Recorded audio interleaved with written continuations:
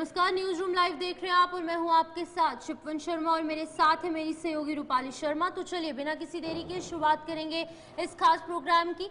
सबसे पहले नजर डालेंगे कुछ बड़ी खबरों पर। तो शुरुआत करेंगे पीएम मोदी के रिलेटेड बड़ी खबर से, जहां पर केंद्र में मोदी सरकार के 11 वर्ष पूरे हो चुके हैं और इसके तहत अलग अलग जगहों पर कार्यक्रम हो रहे हैं। इसके बाद बात करेंगे सर्वदलीय जो लोग गए थे, डेलीगेशन बाहर गई थी, उस हवाले से भी बातचीत करेंगे, क्योंकि आपको बता दें कि यहाँ पर ऑपरेशन सिंदूर के बाद भारत से ये सर्वदलीय डेलीगेशन जो है वो गई और विदेश दौरे से अब ये वापस लौट चुकी है। प्रधानमंत्री से मुलाकात होगी, तो इस हवाले से क्या कुछ चर्चाएं होनी है वो भी जानकारी आपको देंगे। बिल्कुल, इसी बीच सबसे ज्यादा चर्चित जो मामला इस समय चल रहा था पूरे भारतवर्ष में, वो था राजा रघुवंशी हत्याकांड। अब उसको लेकर कई खुलासे हो रहे हैं। क्या कुछ खुलासे हैं वो भी आपको बताएंगे। इसके बाद बिहार की बात होगी, जहां पर आपको बता दें कि सियासत जो है वो तेज हो गई है, क्योंकि राहुल गांधी का बयान ऐसा था कि बिहार के डिप्यूटी सीएम की तरफ से भी अब तंज कसा गया है और क्या कुछ कहा गया है, क्या कुछ सियासी और देखने को मिल रही है, इस हवाले से भी आपको जानकारी देंगे।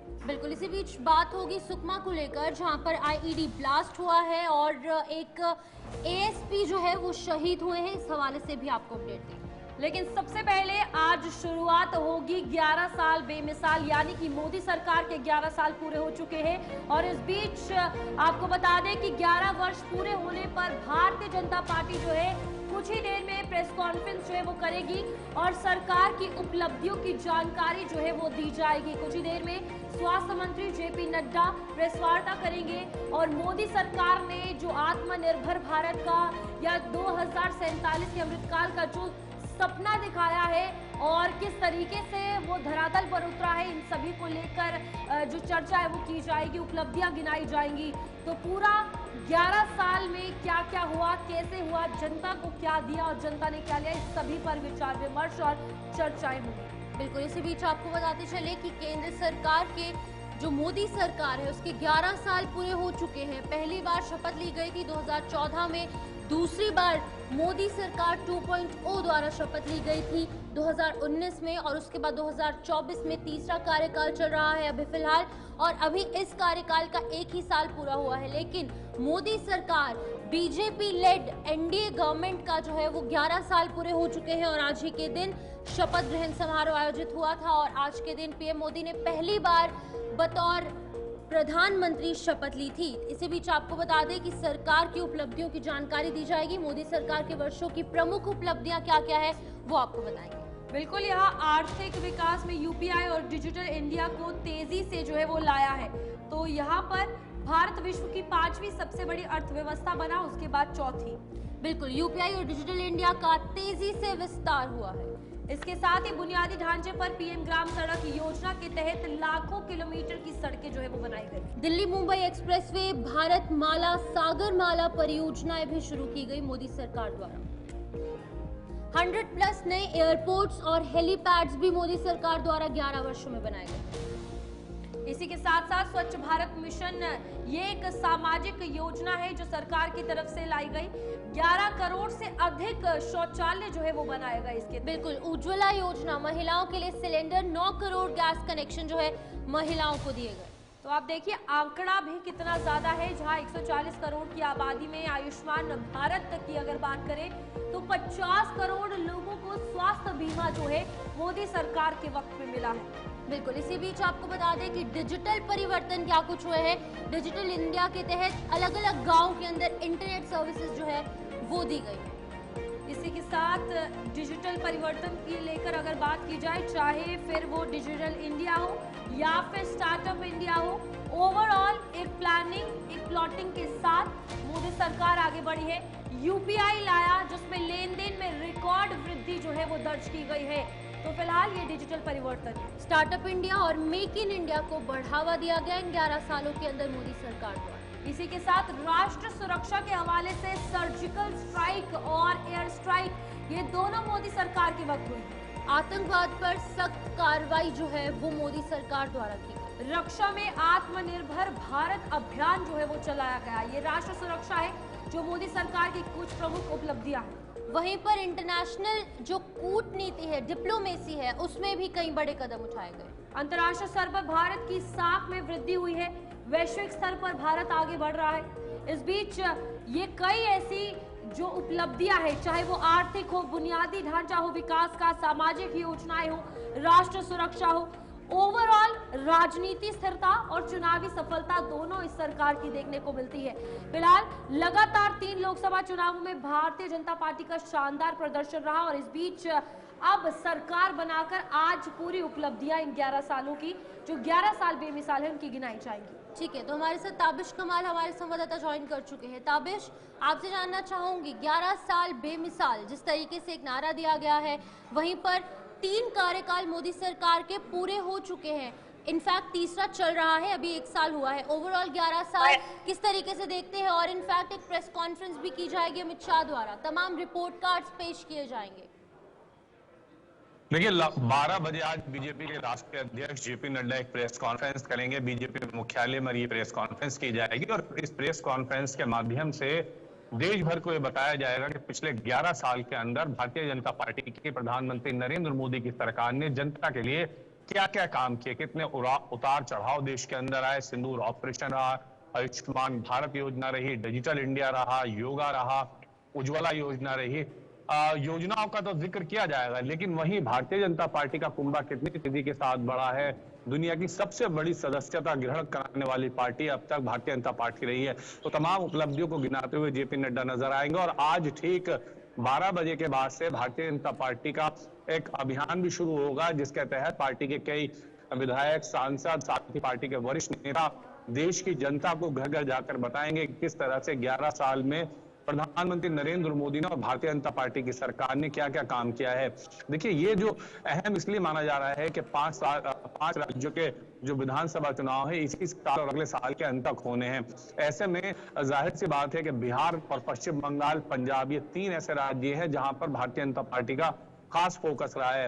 हालांकि कई मुद्दों पर भारतीय जनता पार्टी बैकफुट पर भी रही, जहां पर किसान बिल आया, फिर किसान बिल को वापस लेना पड़ा, बड़ा प्रोटेस्ट हमें देखने के लिए मिला। तो ऐसे में जहां सरकार अपना बखान करेगी, भारतीय जनता पार्टी देश भर के अंदर प्रेस कॉन्फ्रेंस के और जन जागरण अभियान के माध्यम से, सिद्धि ही संकल्प अभियान के माध्यम से देश भर को जागरूक करेगी। वहीं आज कांग्रेस पार्टी ने भी 12 बजे प्रेस कॉन्फ्रेंस रखी है।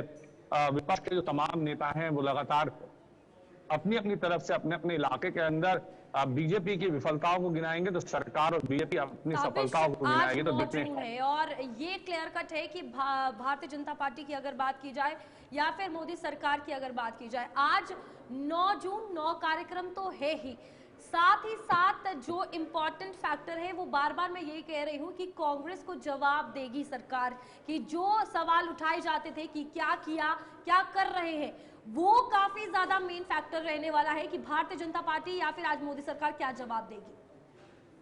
बिल्कुल, देखिए, कांग्रेस ने पहले ही कह दिया था कि हम अभियान चलाएंगे और भारतीय जनता पार्टी के 11 साल के कार्यकाल को हम जनता के बीच लेकर के जाएंगे। सबसे अहम बात यह है कि विपक्ष को जवाब देने के लिए आज जेपी नड्डा ने खुद कमान संभाली है। देश भर में मंत्री, विधायक प्रेस कॉन्फ्रेंस करेंगे, जगह जगह पर सरकार के कार्यकाल के बारे में, सरकार की योजनाओं के बारे में बताया जाएगा और विपक्ष को किस तरह से जवाब दिया जाए, विपक्ष की पिछले 70 सालों की सरकारों में क्या नाकामियां रही हैं उनको भी यहां से गिनवाया जाएगा। खास जो मुद्दा है भारतीय जनता पार्टी का वो इमरजेंसी है। इमरजेंसी देश के अंदर लागू की गई थी, उसको लेकर के भारतीय जनता पार्टी खास कार्यक्रम देश भर के अंदर चलाएगी। लोकतंत्र की हत्या से देश भर के अंदर देश की जनता को कांग्रेस के बारे में बीजेपी बताएगी और वहीं आज कांग्रेस भी देश भर के अंदर अभियान चला करके ये बताएगी कि भारतीय जनता पार्टी के कार्यकाल में कितनी जीडीपी रही है, विकास दर क्या रही है, किन देशों से क्या संबंध रहे हैं। तो तमाम जो चीजें हैं वो पक्ष और विपक्ष के सामने आज राजनीतिक घटनाक्रम हम देखने के लिए मिलेंगे। आज से लेकर 22 जून तक अलग अलग कार्यक्रम भारतीय जनता पार्टी की तरफ से रखे गए हैं। हर कार्यक्रम को हमारे देश की बात विद इन द कंट्री किस तरीके से मोदी सरकार ने योजनाएं लाई, उनका इम्प्लीमेंटेशन ग्राउंड लेवल पर हुआ, ये सब चीजें साफ है। लेकिन इंटरनेशनल लेवल पर भी मोदी सरकार ने, खास तौर पर पीएम नरेंद्र मोदी ने खुद अपनी जो एक पर्सनालिटी जो दिखाई है लोगों को, एक कहीं ना कहीं इंटरनेशनल मुद्दों को लेकर उन्होंने अपना स्टैंड बहुत अच्छे तरीके से रखा है। एज एन इंटरनेशनल पर्सनालिटी भी वो बहुत ज़्यादा उभर कर सामने आए हैं। हमारे रिश्ते बाहर की कंट्रीज से कितने मजबूत हुए हैं इन 11 सालों में, ये हम सबके सामने है। कैसे देखते हैं इन चीज़ों को लेकर? देखिए, कांग्रेस पार्टी ने हाल ही में सोशल मीडिया पर एक पोस्ट जारी की है। वो कल की पोस्ट है जिसमें कांग्रेस पार्टी ने दिखाया है कि देश भर में किस तरह से भारत की साख गिरी है, भारत का पासपोर्ट रॉक नीचे पहुंच गया है, भारत की करेंसी कई देशों के अंदर डाउन हुई है। जहां भारतीय जनता पार्टी और सरकार अपनी उपलब्धियां बता रही है, वहीं कांग्रेस पार्टी अंतर्राष्ट्रीय स्तर पर भारत की जो कूटनीति है उसका आईना सरकार को दिखाने की कोशिश कर रही है। सिंदूर ऑपरेशन के दौरान जिस तरह से आईएमएफ ने पाकिस्तान की मदद की है, उसको लेकर के भी कई सवाल कांग्रेस पार्टी ने दागे हैं सोशल मीडिया के माध्यम से। तो ये जो अंतर्राष्ट्रीय स्तर पर एक बड़ी ठीक है ताबिश, बहुत बहुत धन्यवाद तमाम जानकारी देने के लिए। और आज ये 11 साल बेमिसाल होंगे। आगे बढ़ेंगे। महाराष्ट्र के ठाणे में एक बड़ा हादसा जो है वो पेश आया है और आपको बता दें कि रेलवे स्टेशन पर चलती ट्रेन से यात्री जो है वो गिरे हैं और इस बीच अभी तक 5 यात्रियों की इसमें मौत वाकया हो गई है। महाराष्ट्र के ठाणे से तस्वीरें भी सामने आई हैं। ये बड़ा रेल हादसा जहां पर चलती ट्रेन से यात्री जो है वो नीचे गिर गए और इस बीच एक के बाद एक मौत का आंकड़ा सामने आया। अभी तक 5 लोगों की जान इसमें जा चुकी है, जो फिलहाल ऑफिशियल कंफर्मेशन है। बिल्कुल रूपाली, अगर हम महाराष्ट्र की ट्रेन के हवाले से बात करें, जो लोकल ट्रेन वहां पर चलती है, तो अक्सर हम देखते हैं एक कोच के अंदर जितनी कैपेसिटी है उससे डबल या ट्रिपल या 10 गुना ज्यादा जो पैसेंजर्स हैं वो सवार होते दिखते हैं। तो ये तस्वीरें आपके सामने, फिलहाल जो तस्वीरें सामने आ रही है उसमें साफ देख सकते हैं कि किस तरीके से लोग जिनकी मौत हुई है, जिनकी मृत्यु हुई है, उनकी जो बॉडीज है वो किस तरीके से रेलवे ट्रैक पर पड़ी हुई है। अब फिलहाल उन्हें रेस्क्यू किया जा रहा है। कुछ लोग जो वहां पर फंसे हुए थे उनको भी निकालने की कोशिश की जा रही है। लेकिन महाराष्ट्र के ठाणे डिस्ट्रिक्ट से एक बड़ी खबर, और ये एक रेलवे स्टेशन है जो कि one of the most busiest area है, बिजिएस्ट रेलवे स्टेशन है, जहां पर लोग अपने अपने काम पर जा रहे थे और इस दौरान एक बड़ा हादसा पेश आता है और चलती ट्रेन के अंदर से कुछ यात्री गिर जाते हैं रेलवे ट्रैक पर, जिसकी वजह से तुरंत उनकी मौत हो जाती है, उसी टाइम उनकी मौत हो जाती है। तो फिलहाल तस्वीरें देखिए।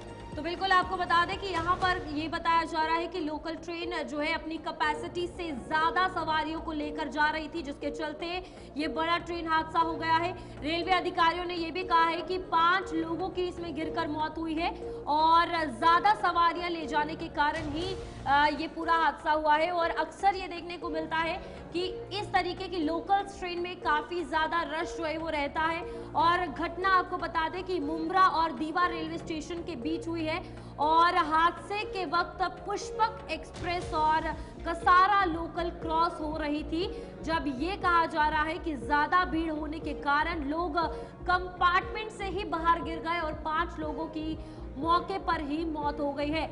ये भी कहा जा रहा है कि यात्री जो है दरवाजों पर लटक कर जा रहे थे और रेलवे अधिकारी फिलहाल मौके पर पहुंच गए हैं।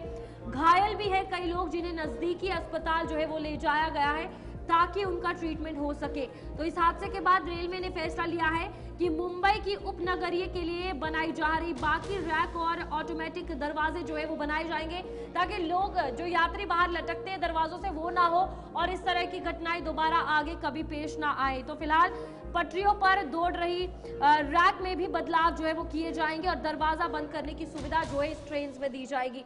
तो ओवरऑल ये बड़ा फैसला रेलवे विभाग की तरफ से, लेकिन हादसा भी उतना ही बड़ा है कि 5 लोगों की मौत वाकया हुई है, कई घायल हुए हैं जिन्हें इमीडिएटली इलाज जो है वो दिया गया। बिल्कुल, इसका रीजन भी सामने आ चुका है रूपाली। जो सेंट्रल रेलवे है उसकी तरफ से कह दिया गया है कि भीड़ जो है वो इतनी ज़्यादा थी वहाँ पर, जिसकी वजह से कि कुछ लोग एकोमोडेट होने में असमर्थ रहे, जिसकी वजह से कि वो ट्रैक पर गिर गए। तो अब ये कहा जा रहा है कि CSMT की और यात्रा जो कुछ लोग कर रहे थे और ठाणे के मुंबई रेलवे स्टेशन पर ट्रेन से वो गिर गए क्योंकि बहुत ज़्यादा भीड़ वहाँ पर थी और एक लोकल ट्रेन की वजह से ये पूरा हादसा हुआ है। क्योंकि लोकल ट्रेन में, जैसे मैंने आपको पहले बताया, कि बहुत ज़्यादा पैसेंजर्स देखने को मिलते हैं, एक्सेस में यहाँ पर जो लोग हैं वो इसके अंदर सवार होते हैं, क्योंकि जाहिर तौर पर सभी को अपने अपने काम पर जाना है, अपने अपने रोज़मर्रा की ज़िंदगी को कंटिन्यू करना है। तो इसी तमाम चीज़ों के चलते जो ये बड़ा हादसा है वो पेश आया है और ये पहली बार नहीं है जब इस तरीके की तस्वीरें देखी गई है। पहले भी ऐसी तस्वीरें देखी गई हैं, चाहे ट्रेन हो चाहे बस हो, बहुत ज़्यादा भीड़ जब देखने को मिलती है या फिर भगदड़ हो जाती है या फिर इस तरीके के हादसे हो जाते हैं और लोगों की जान चली जाती है, निर्दोष लोगों को अपनी जान गंवानी पड़ती है। तो ऐसी ही एक बार फिर से तस्वीर सामने आई है। ट्रेन में बहुत ज़्यादा भीड़ थी और इस भीड़ के चलते यात्री ट्रेन के दरवाजे से पलटकर यात्रा कर रहे थे, पकड़कर, यानी कि जो दरवाजा है उससे लटक कर वो यात्रा कर रहे थे। और इस घटना में कुछ वीडियोस भी सोशल मीडिया पर बहुत ज़्यादा वायरल हो रहे थे, लेकिन लोगों को ये नहीं पता था कि भगवान को कुछ और मंजूर है और ये वीडियो जो उनकी बन रही है ये उनकी आखिरी वीडियो है और अब कुछ ही मिनटों बाद वो ट्रेन से छटक कर गिर जाएंगे। तो इसी बीच आपको बता दें कि यात्रियों को ट्रेन से गिरते देखा जा सकता है, ये भी वीडियोस में कैप्चर हुआ है। इन यात्रियों को ट्रक से उठाया गया और प्लेटफॉर्म पर लाया गया और ये यात्री गंभीर रूप से घायल थे और इनके कपड़े तक फट गए थे। कुछ लोगों की मौत, 5 का आंकड़ा अभी फिलहाल सामने आया है। हकीम देशमुख हमारे साथ ज्वाइन कर चुके हैं, उनसे जानेंगे कि आखिरकार क्या कुछ मंजर अभी फिलहाल वहां पर देखने को मिल रहा है। हकीम, आपसे जानना चाहूंगी, बहुत ही दुखद समाचार ये सामने आ रहा है ठाणे से, जहां पर 5 लोगों का आंकड़ा अभी फिलहाल सामने आया है। कितने लोग घायल हैं, क्या ये आंकड़ा बढ़ सकता है, किन परिस्थितियों में ये पूरा हादसा हुआ, पूरी जानकारी दीजिएगा। देखिए, जिस तरीके से मुंबई की जो राजधानी है, महाराष्ट्र की जो राजधानी है मुंबई, इसमें जो रेल का हादसा सामने आया है, लोकल ट्रेन से गिरकर 5 लोगों की मौत जो है वो बताई जा रही है और क्षमता से ज्यादा सवारियों को लेकर के ये ट्रेन जा रही थी। जिस तरीके से बात करते कहीं न कहीं लोकल ट्रेन क्षमता से ज्यादा सवारियों को लेकर के तो जा रही थी। घटना जो घटी है मुंब्रा और दीवा रेलवे स्टेशन के बीच में हुई है और जिस तरीके से ट्रेन वहां से लोकल गुजर रही थी, उस वक्त पुष्पक एक्सप्रेस और कसारा लोकल क्रॉस हो रही थी। इसी के बीच जिस तरीके से यह हादसा हुआ है और ज्यादा लोगों के हताहत होने की संभावना भी इसमें जताई जा रही है। कई लोगों को जो है वो अस्पताल ले जाया गया है, लेकिन सवाल ये उठता है कि जितनी क्षमता है उससे ज्यादा सवारियां लेकर के कैसे जा सकते हैं। जिस तरीके से ट्रेन विभाग ने कहीं ना कहीं ये सोचना चाहिए कि जिस रूट पर ज्यादा लोग प्रवास करते हैं, यात्री ज्यादा जाते हैं, तो उस पर जो है वो ज्यादा ट्रेनें चलानी चाहिए, लेकिन ऐसा न होते हुए कम लोकल ट्रेनें चला करके इस तरीके के हादसे को दावत दी जाती है। जी चलिए हकीम, बहुत बहुत धन्यवाद इस हवाले से जानकारी देने के लिए। तो ये बड़ा हादसा मुंबई में पेश आया, जिसमें फिलहाल रेलवे स्टेशन पर चलती ट्रेन से यात्री जो है वो गिर गए हैं। आगे बढ़ेंगे, जहां पर सोनम कातिल निकली है, ये खबर सामने आ रही है और आपको बता दें कि गाजीपुर से जो है गिरफ्तार किया गया है। ये राजा रघुवंशी हत्याकांड मामले में फिलहाल आपको बता दें कि 3 लोगों को गिरफ्तार किया गया है और वाराणसी गाजीपुर हाईवे पर ढाबे से सोनम को हिरासत में लिया गया है। आपको बता दें, राजा मर्डर केस में अब तक 3 लोग गिरफ्तार हुए हैं और प्रेम प्रसंग का ये मामला बताया जा रहा है, जिसके चलते राजा रघुवंशी की हत्या करने का आरोप सोनम पर लगा है और राज कुशवाहा से सोनम का नाम जो है वो सामने आ रहा है। बिल्कुल, आपको बता दें कि ये गाजीपुर का ये वो मामला है जो कि पिछले कई दिनों से लगातार जो है वो हाइलाइट्स बना हुआ था, टॉक ऑफ द टाउन बना हुआ था और इसी के साथ साथ हेडलाइंस जो है इसी एक खबर को देखने को मिल रही थी। गाजीपुर का एक कपल है जो कि शिलोंग पहुंचते हैं हनीमून मनाने के लिए शादी के कुछ ही दिनों बाद, लेकिन वहां पर क्या होता है कि राजा रघुवंशी की मौत हो जाती है, उसकी डेड बॉडी मिलती है, लेकिन उसकी पत्नी सोनम रघुवंशी फरार हो जाती है, जो कि आज मिली है। वो कहीं ना कहीं गायब रहती है, जिसे कि ढूंढने का प्रयास लगातार कई दिनों से चल रहा था और आज जाकर सोनम रघुवंशी जो है वो पुलिस के हत्थे चढ़ गई है। अब उससे पूछताछ की जाएगी। अभी फिलहाल जो इनिशियल रिपोर्ट्स की मानेंगे तो 3 लोग जो है वो आरोपी बताए जा रहे हैं। सोनम की अगर बात की जाए तो एक एक कर तमाम जो बड़े खुलासे करेगी, उसके बाद इस पूरे केस के अंदर जड़ तक जाने की जो कोशिश है वो पुलिस द्वारा की जाएगी। लेकिन अभी फिलहाल आरोप ये है कि कहीं ना कहीं लव अफेयर था सोनम का कहीं और, जिसके चलते कि वो राजा के साथ नहीं रहना चाहती थी, जिसकी वजह से कि उसने राजा की हत्या कर दी। लेकिन एक और बड़ा मामला, कहीं ना कहीं मेरठ की मुस्कान के बाद एक और मामला सामने आया है जहां पर कि अपने ही पति की हत्या कर दी गई, लेकिन अभी फिलहाल कुछ कंफर्म्ड रिपोर्ट्स नहीं है।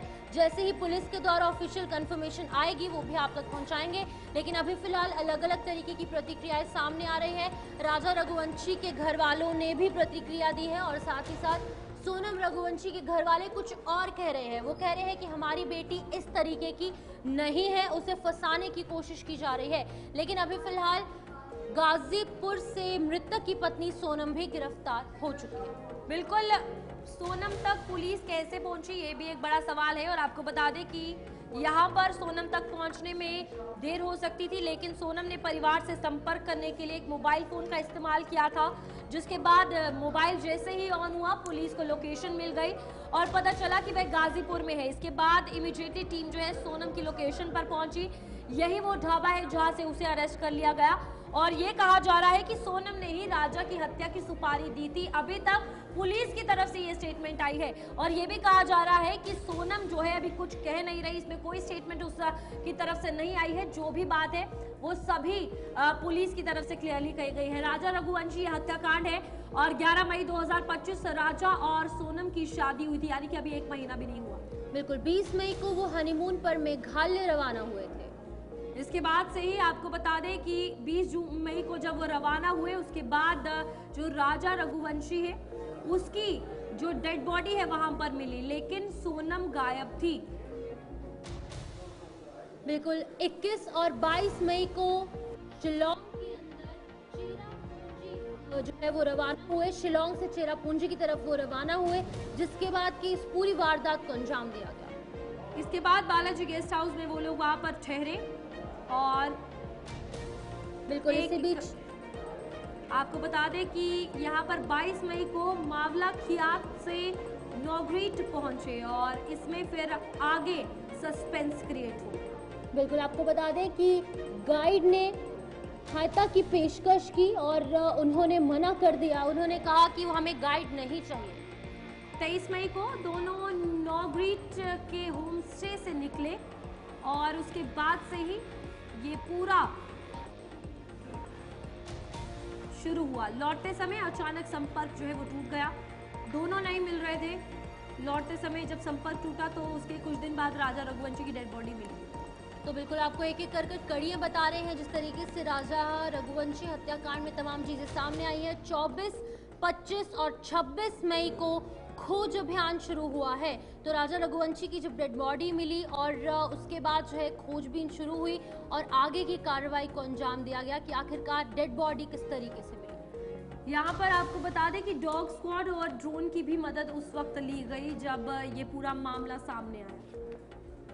2 जून को राजा का शव जो है वो वाई सोदोंग फॉल्स की घाटी में मिला, जिसके बाद की हड़कंप मच गया और उसके घर वालों को भी जब सूचित किया गया तो राजा रघुवंशी के घर वाले भी बहुत ज्यादा चौकन्ने रह गए। हत्या का शक, दाएं हाथ पर चाकू का निशान मिला है। ये इस हत्याकांड में पूरी जानकारी है जो फिलहाल सामने आ रही है। तो बिल्कुल आपको बता दें कि 2 से 8 जून तक सोनम गायब रही, लेकिन आज एक बड़ी कामयाबी मिल गई है। पुलिस ने अब सोनम को गिरफ्तार कर लिया है और परिवार ने सीबीआई जांच की मांग की है। एनसीडब्ल्यू ने विस्तृत जांच की अपील कर दी है। तो अलग अलग तरीके से जो बातें हैं वो सामने आ रही हैं। अभी यहाँ वेल मैप में सीसीटीवी में लाल कार जो है वो दिखी है, हालांकि लेकिन सवाल यही है कि हत्या क्यों करवाना चाहती थी। 8 जून को खुलासा हुआ कि राजा रघुवंशी की हत्या हुई है और 9 जून को पुलिस के हाथ ये बड़ी कामयाबी लगी। सोनम जो कि कई दिनों से लापता थी, अब उसे पकड़ लिया गया है। आरोप लगा सोनम ने अपने प्रेमी राज कुशवाहा के साथ मिलकर ये हत्या करवाई है। तो एक एक कर कड़ी आपको बता रहे हैं। 9 जून को यानी कि आज के दिन सोनम ने यूपी में खुद सरेंडर कर दिया है। तो ये बात सामने आ रही है कि सोनम द्वारा खुद सरेंडर किया गया है। 3 और आरोपियों को एमपी और यूपी से गिरफ्तार किया गया है और साथ ही साथ मेघालय पुलिस के मुताबिक पुलिस ने जिन 3 अपराधियों को गिरफ्तार किया है वो भी मध्य प्रदेश के रहने वाले हैं। पत्नी सोनम ने राजा की हत्या की प्लानिंग शादी से पहले ही कर ली थी, इस तरीके की बात भी सामने आ रही है। और सवाल यह है कि फिर आखिरकार शादी की क्यों। तो अब इसी में हत्या क्यों करवाना चाहती थी, ये भी एक बड़ा सवाल है। वहाँ उससे रोई ढाबे वाले से, रोने के बाद में उसने मोबाइल दिया ढाबे वाले ने। अच्छा। हाँ, ढाबे वाले ने मोबाइल दिया तो फिर उसने गोविंद जी को फोन लगाया। अच्छा। हाँ, तो गोविंद जी ने फिर रात को फोन लगाया तो वहाँ पुलिस पहुंची थाने की वहाँ ढाबे पे। ढाबे से वहाँ की पुलिस लेके आई है। कितने बजे की बात है? आपकी बात हुई 2 बजे से करीब की बात है। मेरी बिट्टी से अभी मेरी बात नहीं हुई, सोनम से अकेले गोविंद जी से बात हुई है। क्या बोली वो? गोविंद ने बोला कि वहाँ छोरी रो रही थी, सोनम मिल गई है पापा और अब कोई बात नहीं है टेंशन की, और मैं वहाँ जा रहा हूँ। तो वो वहाँ से फ्लैट से निकल गया है तो 11 बजे वहाँ पहुँच जाएगा गाजीपुर। मतलब ये कैसे पहुंची, उसने बताया कुछ? ये अभी उसने नहीं बताया। क्योंकि उसकी हिम्मत ही नहीं थी वहाँ बताने लायक। जो कह रही है अरे मेरी बात सुनो, तुम तुम्हारा दिमाग मत लगाओ, तुम तुम्हारा दिमाग मत लगाओ। लोग वो गलत दावा कर रहे हैं। अच्छा, वो लोग बिल्कुल 100% गलत दावा कर रहे हैं। वो लोग निराधार झूठ बोल रही है, क्योंकि वहाँ की पुलिस फंस रही है उस मामले में, इसलिए वो लोग ये दावा उल्टा दावा कर रहे हैं। भाई तो आगे बढ़ेंगे जहां पर बिहार के हवाले से बात होगी, जहां पर सियासत जो है काफी तेज हो गई है, क्योंकि राहुल गांधी का एक ऐसा बयान सामने आया है जिसमें बिहार के डिप्टी सीएम सम्राट चौधरी ने भी तंज कसा है। तो राहुल गांधी को लोकतंत्र की समझ नहीं है, लोकतंत्र समझ नहीं आता है, ये बिहार के डिप्टी सीएम की तरफ से कहा गया। और अपने सामने किसी को नहीं देखना चाहते, ये भी जो है वो बयान अब राहुल गांधी को लेकर सामने आ रहे हैं। बिल्कुल, आपको बता दें कि बिहार के उप मुख्यमंत्री सम्राट चौधरी ने राहुल गांधी के बयान पर अपना बयान जो है वो दिया है। उनकी प्रतिक्रिया अब सामने आ चुकी है। उन्होंने कहा है कि कांग्रेस पार्टी के नेता राहुल गांधी को लोकतंत्र की समझ नहीं है, उन्हें लोकतंत्र समझ नहीं आता। राहुल गांधी को भारत के लोकतंत्र पर इसलिए भरोसा नहीं है क्योंकि वो हार जाते हैं। मेरा स्पष्ट मानना है कि ये तानाशाह लोग हैं, ये लोग अपने सामने किसी परिवार को नहीं देखना चाहते। देश को प्रधानमंत्री मोदी पर भरोसा है। तो ये बड़ी बात है डिप्टी सीएम बिहार के सम्राट चौधरी ने कहे हैं और उन्होंने तंज कसा है, क्योंकि राहुल गांधी का एक बहुत ही विवादित बयान सामने आया जब सभी लोग जो है ऑपरेशन सिंदूर की वाहवाही कर रहे थे, उपलब्धियां गिन रहे थे, लेकिन उस टाइम पर राहुल गांधी जो कि लीडर ऑफ ऑपोजिशन है, इतनी बड़ी उपाधि उन्हें दी गई है कांग्रेस पार्टी की तरफ से और पार्लियामेंट में वो पूरे ऑपोजिशन का चेहरा है, आवाज उठाते हैं ऑपोजिशन की, लीडर ऑफ ऑपोजिशन है। लेकिन इस तरीके के बयान पहली बार नहीं है रूपाली जब उन्होंने दिए हैं। अक्सर वो इस तरीके के विवादित बयान देते हैं, इसकी वजह से कि कहीं ना कहीं सत्ता पक्ष और विपक्ष के बीच में जो है कहीं ना कहीं एक बार फिर से कोल्ड वॉर शुरू हो जाती है।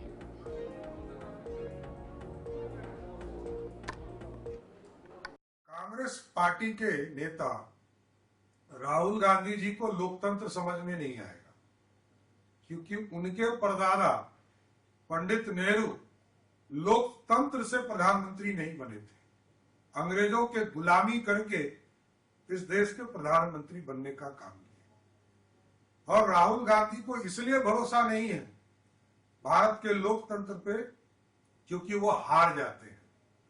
जहां जीत गए, चाहे वो हिमाचल हो, तेलंगाना हो, कर्नाटक हो, उन्होंने भंग नहीं किया। भंग करके चुनाव में जाते तब तो हम मानते कि आपको लोकतंत्र जो देश की जनता ने वोट किया और जो आपने इलेक्शन कमीशन पर आरोप लगाया उसमें फर्क दिखता। इसलिए मेरा स्पष्ट मानना है ये तानाशाह लोग हैं, ये अपने सामने किसी परिवार को देखना नहीं चाहते हैं। देश में यशस्वी प्रधानमंत्री नरेंद्र मोदी पर जनता का भरोसा है, इसलिए राहुल गांधी जी और गांधी परिवार को लगता है कि लोकतंत्र पर ही प्रश्न उठा दो, जबकि बिहार लोकतंत्र की जननी है, यहीं से लोकतंत्र पूरे दुनिया में जाने का काम।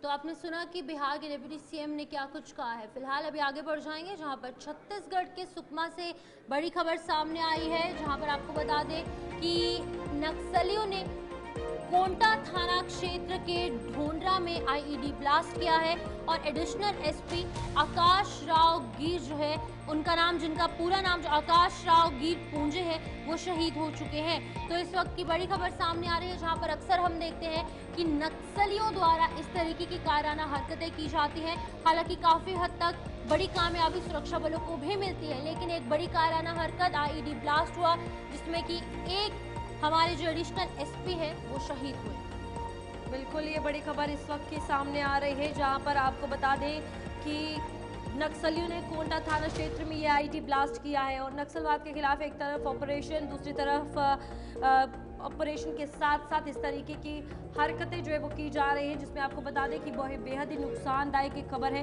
कि एडिशनल एसपी आकाश राव जो है वो इसमें शहीद हो चुके हैं। ये उनकी तस्वीर स्क्रीन पर, जहां पर आईईडी ब्लास्ट में वो शहीद हुए हैं। नक्सलियों की ये कायराना हरकत एंटी नक्सल ऑपरेशन के जवाबी कार्रवाई में हुई है। शंभू राही लगातार नक्सलवाद के हवाले से खबर दे रहे हैं।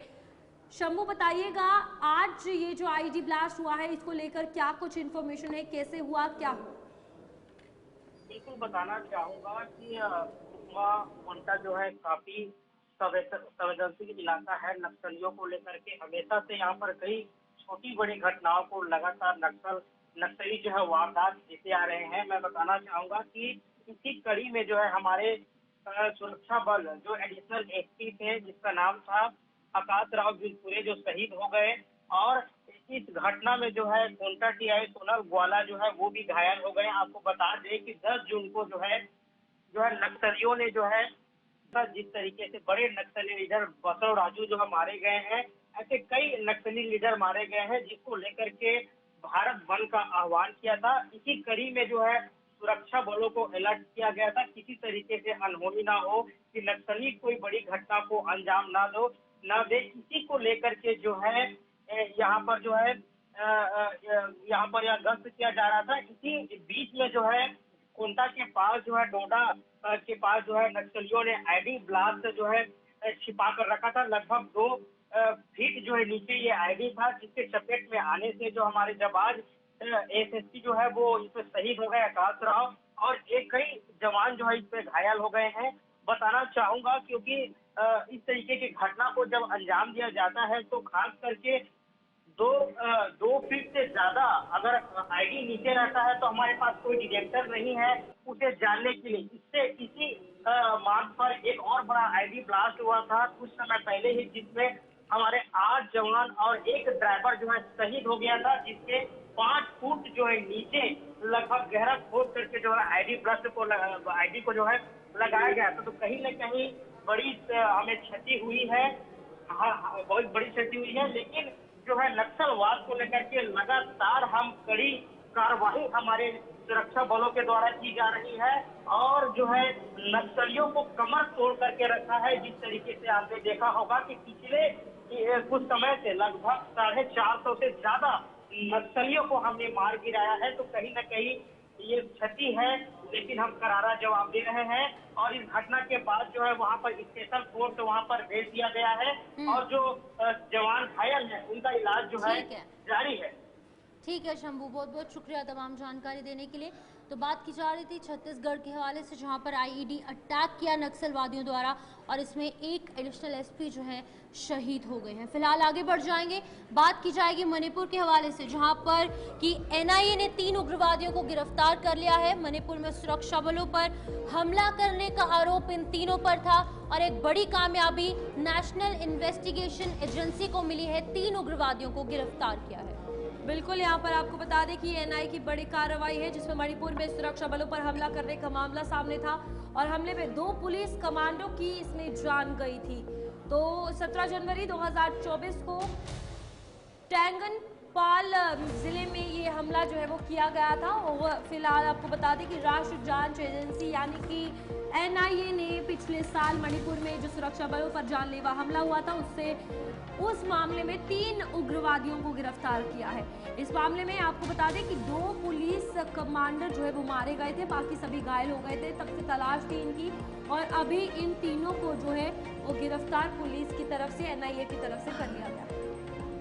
तो बिल्कुल आपको बता दें कि इस हमले में 2 पुलिस कमांडो मारे गए थे, जैसे रूपाली ने बताया, और कई अन्य घायल हुए थे।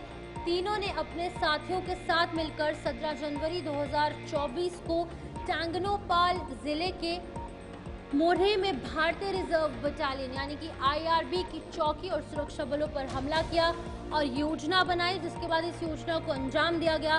साजिश रची गई और उसे अंजाम देने के बाद जो है वो तमाम बातें सामने एनआईए की तरफ से आधिकारिक पुष्टि इस चीज़ की हुई है कि इन 3 उग्रवादियों को जो है वो गिरफ्तार किया है, और इन तीनों ने 17 जनवरी 2024 को हमला किया था, जिसमें कि 2 पुलिस कमांडो मारे गए थे और कई लोग जो है वो इसमें घायल भी हुए थे। तो अब ये बड़ी कामयाबी हासिल हुई है, जहां पर अक्सर हम देखते हैं नक्सलवाद को ख़त्म किया जा रहा है, आतंकवाद को ख़त्म किया जा रहा है, जो एंटी नेशनलिस्ट लोग हैं यहाँ से उनका जड़ से सफाया करने का प्रयास किया जा रहा है, सख्त कानून बनाए जा रहे हैं। तो एक एक कर तमाम बातें सामने आ रही हैं।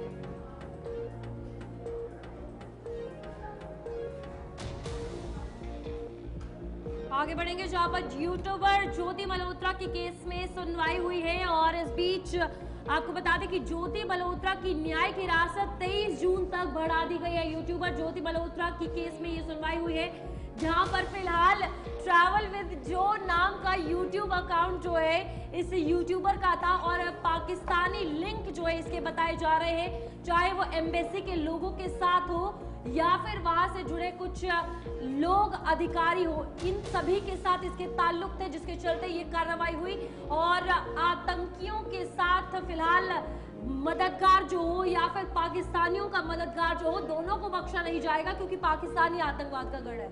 बिल्कुल, आपको बता दें कि ये ज्योति मल्होत्रा है। ज्योति मल्होत्रा जो है लगातार कहीं ना कहीं विवादों में घिरी हुई है क्योंकि ऑपरेशन सिंदूर के बाद जिस तरीके से कार्रवाई हुई है कुछ ऐसे लोगों पर जो कि भारत में रहकर पाकिस्तान की मदद कर रहे हैं, ऐसे लोगों की गिरफ्तारियां जो है बहुत सारी हुई।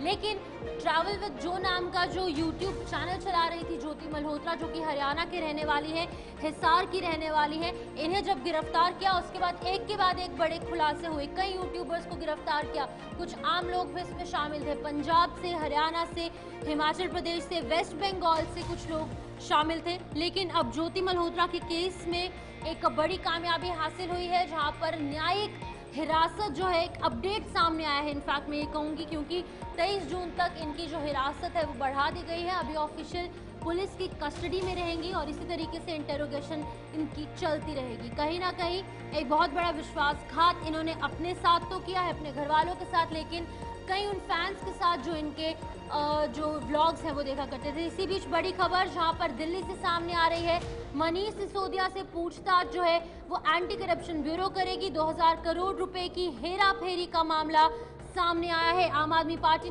के नेता सत्येंद्र जैन से एसीबी पूछताछ कर चुकी है, अब दूसरा नाम सामने आ रहा है। बिल्कुल, ये क्लासरूम घोटाला है और इसमें मामले की जांच की जा रही है जहां पर भारतीय जनता पार्टी भी लगातार आम आदमी पार्टी का घेराव कर रही है कि क्लासरूम का जो निर्माण हुआ उसमें हेराफेरी हुई। 2000 करोड़ रुपए की ये हेराफेरी जो है वो देखने को मिली। और अब आज आम आदमी पार्टी के नेता सत्येंद्र की अगर बात की जाए तो उनकी जो एसीबी के साथ पूछताछ है सत्येंद्र जैन की वो हो चुकी है और आज मनीष सिसोदिया से पूछताछ जो है वो की जाएगी। तो अब जवाब देना होगा जो 2000 करोड़ रुपया गया कहाँ, घोटाला किया, खाया किसने, बटा किसमें। तो ये ओवरऑल आम आदमी पार्टी पर घेराव जो है वो किया जाएगा। जवाब क्या होगा ये एंटी करप्शन ब्यूरो की पूछताछ के बाद ही पता चलेगा।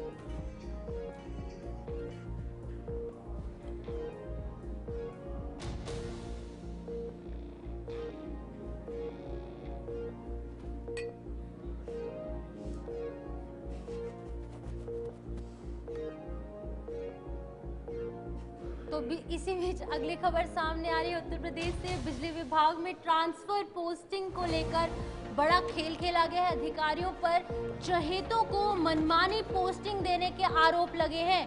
तो एक और बड़ा मामला, ट्रांसफर लिस्ट आने से पहले ही ट्रांसफर हो चुके थे और JE Harendra, JE Ramesh, JE Prabha Tiwari कई दशकों से जो है एक इलाके में है और ये कहीं ना कहीं पिक एंड चूज पॉलिसी का इस्तेमाल हो रहा है। बिल्कुल, सैकड़ों शिकायत के बाद भी आपको बता दें कि चीफ गर्ग की मनमानी जो है वो जारी है और इस बीच अपने चहेतों पर विभाग के अधिकारी मनमानी से पोस्टिंग दे रहे हैं। आप देखिए कितनी गलत बात है। ट्रांसफर लिस्ट आने से पहले ही ट्रांसफर जो है वो किए गए हैं और नए पोस्टिंग पर अधिकारियों को जगह जो है वो नहीं मिल रही क्योंकि विदाउट लिस्ट जो है ये पोस्टिंग पहले ही कर दी गई। और इंजीनियरों के खिलाफ भी अब भारी आक्रोश जो है वो देखने को मिल रहा है। तो ये बिजली विभाग में ट्रांसफर पोस्टिंग का पूरा मामला उत्तर प्रदेश में है जहां पर मनमानी से पोस्टिंग और उसके बाद अधिकारियों को वहां पर जगह नहीं मिली। तो आपको बता दें कि बिजली विभाग के अंदर एक और घोटाला कहीं ना कहीं सामने आ रहा है। तो एक के बाद एक कई जो अलग अलग तरीके से अलग अलग विभागों को लेकर बातें हैं वो उत्तर प्रदेश से अक्सर सामने आती है, लेकिन इस बार बिजली विभाग में बड़ा हेरफेर देखने को मिल रहा है। अब आरोप ये है कि कुछ एक जेईस को, कुछ एक अधिकारियों को जो है वहीं पर रखा जा रहा है, उनकी पोस्टिंग जो है उनकी मनमानी जगहों पर मिल रही है। हमारे साथ आनंद जायसवाल लखनऊ से हमारे संवाददाता ज्वाइन कर चुके हैं। आनंद, आपसे जानना चाहूंगी किस तरीके का घोटाला, किस तरीके क्या हेरफेर सामने आया है इस बार? कहीं ना कहीं बिजली विभाग एक बार फिर से शक के घेरे में घिरता नजर आ रहा है।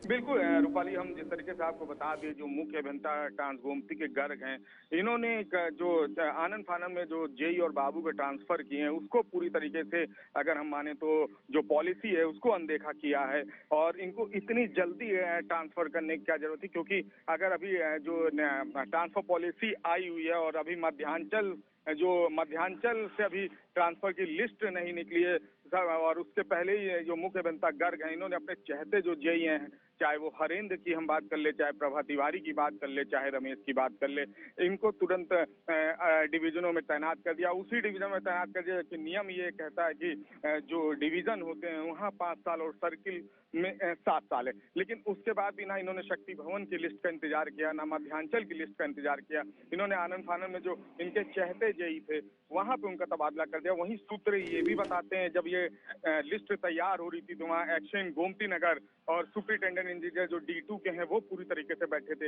हरेंद्र पूरा 19 साल से गोमती नगर में ही वहीं पे TG2 रहे, वहीं पे जेई रहे, 19 साल से पूरा जमे हुए हैं। प्रभा तिवारी भी ये 5 से 6 साल उसी डिवीजन में रहे हैं। और अगर हम रमेश की बात करें तो रमेश भी बराबर लखनऊ में 20 साल से रहे हैं। वही सूत्र बता रहे हैं कि आने वाली लिस्ट में हो सकता है इनकी कंपनियां भी चेंज हो जाए, लेकिन जो गर्ग मुख्य अभियंता है अपने चहते अपने प्यारे जेईओं को पता नहीं किस लालसा में उनको फिर से उसी डिवीजन में तैनात कर रहे हैं, उसी डिवीजन में घुमा रहे हैं। ये बहुत बड़ा कहीं ना कहीं सवालिया निशान लगा रहा है। रूपाली, ठीक है आनंद, बहुत बहुत धन्यवाद जानकारी देने के लिए। तो फिलहाल यहाँ पर ये बड़ी कार्रवाई हुई है, आगे बढ़ेंगे जहाँ पर आपको बता दें कि 12 देशों के नागरिकों को आने जाने की अनुमति रोक दी गई है और ये अमेरिका ने किया है। आपको बता दें कि 12 देशों के नागरिकों को अब अमेरिका में नो एंट्री का बोर्ड जो है वो लग चुका है और राष्ट्रपति ट्रंप का आदेश जो है वो लागू आज से होने जा रहा है।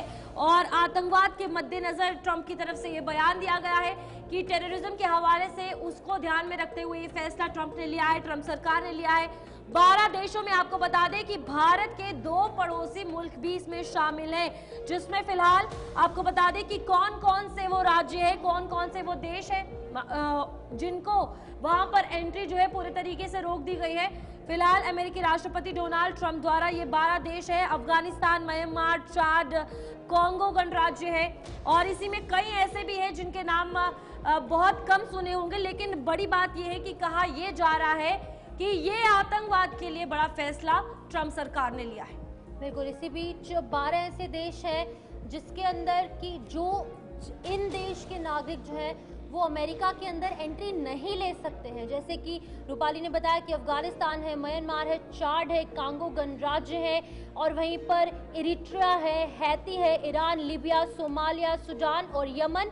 ये 12 देश हैं जिनकी की एंट्री प्रतिबंधित कर दी गई है, लेकिन कुछ 7 ऐसे देश भी हैं जिनकी आशंकी प्रतिबंध है कि आने वाले वक्त में हो सकता है कि इन देशों पर भी प्रतिबंध लग जाए। उनमें है बुरुंडी, क्यूबा, लाओस, सीरा लियोन, टोगो, तुर्कमेनिस्तान और वेनेजुएला। ये 7 देश हैं जिनकी की आशंकी प्रतिबंधित हो सकते हैं। इन लोगों को वहां पर अमेरिका में जाने से प्रतिबंध लग सकता है, लेकिन जिन 12 देशों पर अभी फिलहाल स्टैंप लगी है ऑफिशियली जो अनाउंस किया गया है डोनाल्ड ट्रंप द्वारा, तो देखिए डोनाल्ड ट्रंप कुछ ऐतिहासिक फैसले ले रहे हैं अपने कार्यकाल में, क्योंकि अपने आप को प्रूव करना चाहते हैं।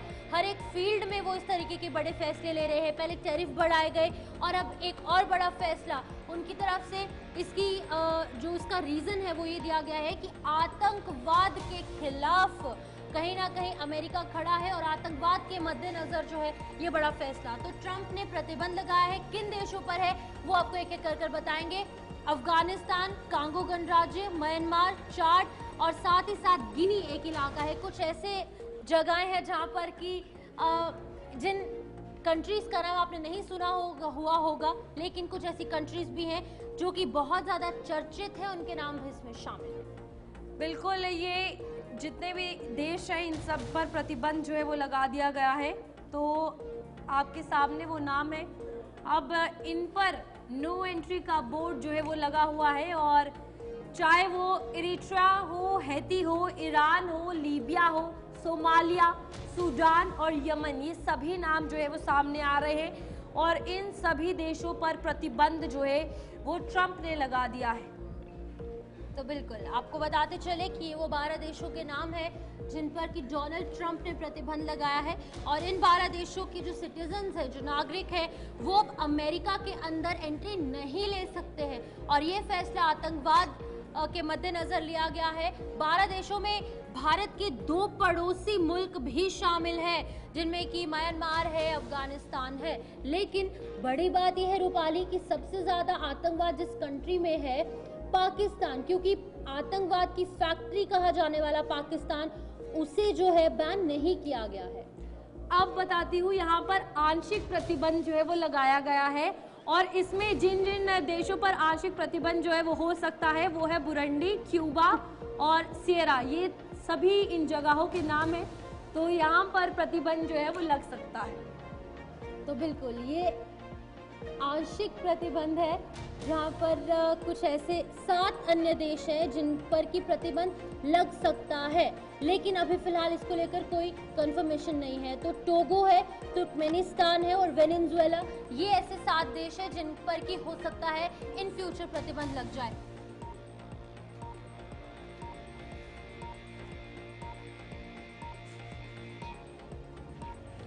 तो आंशिक प्रतिबंध इन देशों पर लग चुका है रूपाली, मैं बताना चाहूंगी। 7 ये देश हैं, बुरुंडी है, क्यूबा है, लाओस है, सेरा लियोन है, टोगो, तुर्कमेनिस्तान और वेनेजुएला।